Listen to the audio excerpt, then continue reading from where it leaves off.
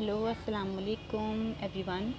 यहाँ पर मैं दोबारा से इंटरेस्टिंग टॉपिक शुरू करना चाह रही हूँ जो कि है माइटोसिस। लेकिन उससे पहले सबसे पहले आपने सब्सक्राइब करना है चैनल को और व्यू करना है और इस वीडियो को पूरी देखनी है। बहुत अमेजिंग टॉपिक है ये, तो प्लीज़ डोंट फॉरगेट, आप उसको देखना मत भूलिएगा।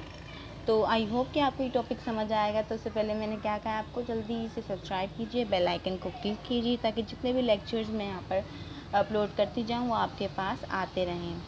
तो यहाँ पर मैं अपनी बात करती हूँ माइटोसिस की। तो माइटोसिस होता क्या है?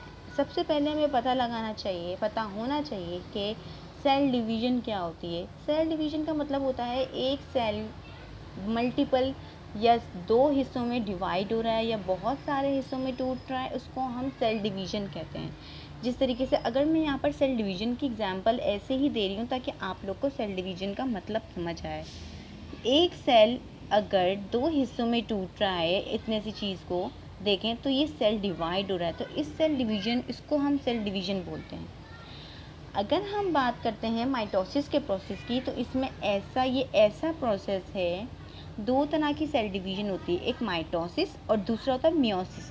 मियोसिस में आपको नेक्स्ट लेक्चर में आपको कन्वे करूँगी, लेकिन उससे पहले माइटोसिस का पता होना लाजमी है।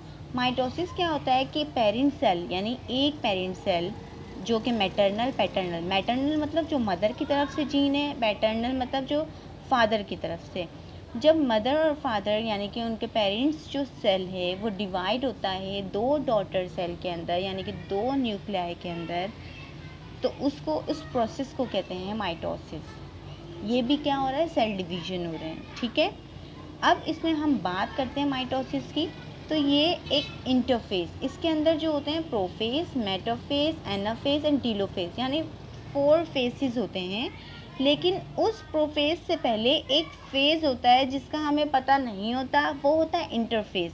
इंटरफेस के अंदर हमारे पास जितनी भी डीएनए वगैरह होता है, जितना भी जेनेटिक हेरिडिटरी मटेरियल होता है ना, हम उसकी तरफ देखते हैं तो वो रैंडमली अरेंज हुआ होता है, गुच्छे की तरह ऐसे ही अरेंज हुआ हुआ होता है। और ये जो बाहर है, ये न्यूक्लियस है, डार्क जो थोड़ा सा हाईलाइट हुआ हुआ कलर, ये न्यूक्लियस है और ये पूरा एक सेल है। और ये स्पिंडल फाइबर अभी फॉर्म नहीं हुए।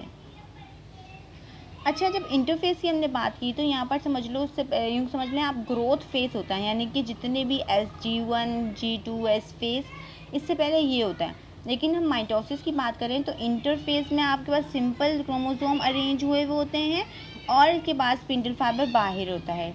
अब प्रोफेस में क्या होता है, ये जो पिंक कलर है, ये जो पिंक कलर मैटरनल है, तो इसका मतलब ये मदर का जीन है और ये फादर का जीन है। ये पिंक कलर है, दिखने में वाइट लग रहा है, लेकिन मैं वैसे ही बता रही हूँ आपको।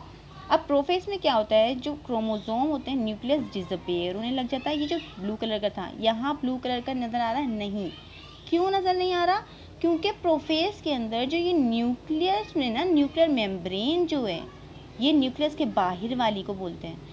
ये क्या हो रही है, जो अंदर वाली बात कर रही हूँ, ये क्या होती है, डिसअपियर होने लग जाती है, गुम होने लग जाती है अंदर वाली। तो क्रोमोसोम इस तरह से अरेंज हो जाते हैं और फ्रीली घूमते हैं।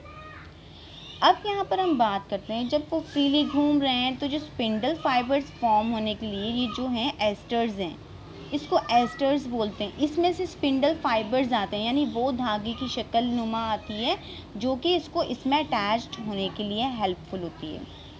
प्रोफेस में आपके पास सिंपल सी ये आएगी। फिर इसके बाद जो फेस आता है वो आता है मेटाफेस। इसमें क्या होता है, जितने भी क्रोमोसोम्स हैं, मदर के हो या फादर के, वो क्या करते हैं, एक लाइन पर अरेंज हो जाती हैं। ठीक है, अब जो यहाँ पर एस्टर्स थे, देखिए यहाँ एस्टर्स हैं, लेकिन यहाँ जो एस्टर्स थे वो क्या हो गए, उन्होंने स्पिंडल फाइबर फॉर्म कर लिया और क्रोमोसोम के सेंटर में अटैच्ड हो गए। उसको सेंट्रोमियर भी बोलते हैं। ठीक है, अब मेटाफेस में हमेशा अगर आपसे कोई पूछे तो कौन सा ऐसा फेस है जिसमें क्रोमोसोम्स आपके सेंटर में अरेंज हो जाते हैं, तो आपको पता होना चाहिए कि वो मेटाफेस है कि जहाँ पर ये सेंटर में अरेंज होते हैं। देन नेक्स्ट आता है एनाफेस। जब स्पिंडल फाइबर सब फॉर्म हो जाता है तो ये क्या करता है स्पिंडल फाइबर एस्टर्स क्या करता है, ये स्पिंडल फाइबर को अपनी तरफ खींचता है। ठीक है, अब कैसे खींचता है, जैसे इस डायग्राम में आपको नज़र आ रहा होगा कि एक ये वाला पार्ट जो आधा क्रोमोसोम, ये पेयर होता है क्रोमोसोम, ठीक है, माइटोसिस में पेयर ऑफ क्रोमोसोम है। तो जो हाफ पार्ट है वो ऊपर की तरफ चला जाएगा, हाफ पार्ट नीचे की तरफ चला जाएगा। नज़र आ रहा होगा ये एक पेयर है, एक ऊपर चला गया, एक नीचे चला गया। क्यों चला गया, क्योंकि इसमें डिवीजन स्टार्ट होने वाली है। तो स्पिंडल फाइबर्स भी, ये देखिए सेल है, हमारे पूरा जो सेल है ये दो हिस्सों में समझ लो फ्यूज़ होने के लिए रेडी हो रहा है। ठीक है, अब यहाँ स्पिंडल फाइबर्स अपनी तरफ खींच रहे हैं ताकि यहाँ से ये फ्यूजन हो जाए और यहाँ पर साइटोप्लाज्म दोबारा फॉर्म्ड हो जाए और ये एक दो न्यूक्लियाई में कन्वर्ट हो जाए। एनाफेज में अपने पास खींचा जा रहा है जितने भी जेनेटिक मटेरियल है उसको। और देन टीलोफेज की बात की जाए तो टीलोफेज में वो टोटली स्पिंडल और जेनेटिक मटेरियल अपने अपने पोल्स कहते हैं रुख की तरफ, इस तरफ अपने अपने पोल्स पर चले जाते हैं क्रोमोसोम, और फिर ये जो मेम्ब्रेन है ये अटैच्ड हो जाती है और डिवीजन होती है दोनों साइटोप्लाज्म की, फिर दो न्यूक्लियस फॉर्म्ड हो जाते हैं। लाइक यहाँ पर टीलोफेज में देखें, आप देख सकते हैं कि ये जो लाइन थी वो और गहरी होती जा रही है और न्यूक्लियस दोबारा से फॉर्म्ड हो रहा है। अब एट द एंड टीलोफेज के बाद दो सेल में बिल्कुल डिवाइड हो जाएंगे, इस तरह के दो सेल बन जाएंगे। देखें ये बिल्कुल ख़त्म हो जाएगा साइटोप्लाज्म और इस तरह के दो सेल टीलोफेज के बाद यहाँ फॉर्म्ड हो जाते हैं।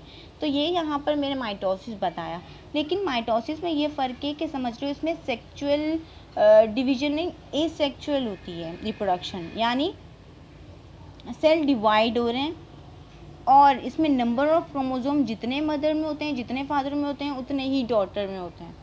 समझ आई, यानी कि हाफ नंबर ऑफ क्रोमोसोम नहीं होते बल्कि सेम नंबर ऑफ क्रोमोसोम। अगर 23 अगर मदर में है तो 23 ही यहाँ पर, इसमें भी 23 होंगे, इसमें भी 23 होंगे। ठीक है, तो ये एसेक्सुअल रिप्रोडक्शन में कहते हैं और इसके अंदर जो नंबर ऑफ क्रोमोसोम हैं वो सेम होते हैं। यहाँ पर मैं दोबारा से रिव्यू करना चाहूँगी कि ये माइटोसिस का है, इसमें 4 फेज़ होते हैं, लेकिन उससे पहले एक इंटरफेज़ होता है। सबसे वन होता है prophase, metaphase, anaphase and telophase. At the last वो दो सेल में डिवाइड हो जाता है, उसको हम बोलते हैं साइटोकाइनेसिस। ठीक है, वो साइटोकाइनेसिस मतलब डिवीजन ऑफ साइटोप्लाज्म, क्योंकि यहाँ पर जो हो रही है वो डिवीजन हो रही है साइटोप्लाज्म की, तब जाके दो में डिवाइड होगा। ठीक, यहाँ नंबर ऑफ क्रोमोसोम सेम होंगे एज पेरेंट सेल। और यहाँ पर देख सकते हैं आप, जितना भी मैंने माइटोसिस का प्रोसेस बताया है ये मैंने सिंपल वे में बताया है और आई होप कि आप लोग को पसंद आया होगा। अगर फिर भी कुछ कन्फ्यूजन होती है तो आप कमेंट में लाजमी बताइएगा, बट इसको लाजमी देखिएगा, ये बहुत काम आते हैं। इन चीज़ों को समझना बहुत ज़रूरी होता है क्योंकि आने वाले वक्त के लिए साइंस आपको पता है बहुत ज़्यादा इम्पॉर्टेंट रोल करती है। तो thank you so much. Please इसको शेयर करना मत भूलिएगा और इसे लाइक भी कीजिएगा। Thank you again. आगे और लेक्चर्स के लिए प्लीज़ बेल आइकन पर क्लिक कीजिए और सब्सक्राइब कीजिए। Thank you so much. अल्लाह हाफिज़।